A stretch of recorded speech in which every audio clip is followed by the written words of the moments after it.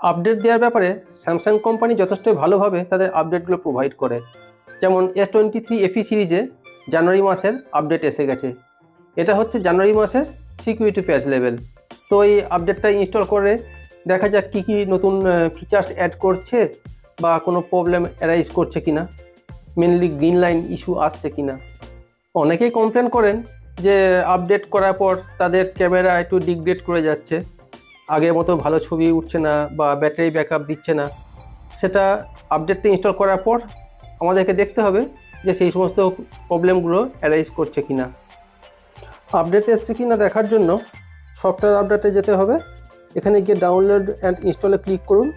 দেখতে পাবেন এখানে 250 MBর একটা আপডেট এসছে, সিকিউরিটি প্যাচ লেভেল জানুয়ারি 2025, One UI version 6.1, Android version 14।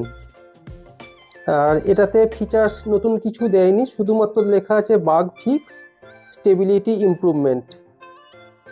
এছাড়া আদার্স কোনো ফিচার্স এখানে অ্যাড করেনি। তাহলে ডাউনলোড করা যাক। এটা কন্টিনিউ দেখাচ্ছি না, একটু ফাস্ট ফরওয়ার্ড করে দিচ্ছি, নাহলে অনেকক্ষণ সময় লেগে যাবে, ভিডিওটা বড় হয়ে যাবে অনেক। ডাউনলোড হয়ে গেছে, ইনস্টল করে নিচ্ছি। ডাউনলোডটা ইনস্টল হচ্ছে, আপডেট ইনস্টল হয়ে গেছে। আনলক করি,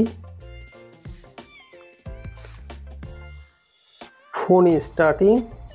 যা খুশির খবর, গ্রিন লাইন ইস্যু কিছু নেই, নিঃসন্দেহে ইনস্টল করা যেতে পারে। সফটওয়্যার আপডেট কমপ্লিট হয়ে গেছে, না ল্যাগিং ইস্যুও সেরকম কিছু নেই। এরপর ক্যামেরাটা আরেকবার টেস্ট করে দেখতে হবে যে প্রিভিয়াস ছবি কেমন উঠতো আর আপডেটের পরে ছবি কেমন আসছে, এবং ব্যাটারি ড্রেনিং ইস্যু কিছু আসছে কি না। না, আগের মতোই স্মুথ আছে, সেরকম কোনো ল্যাগ দেখা যাচ্ছে না।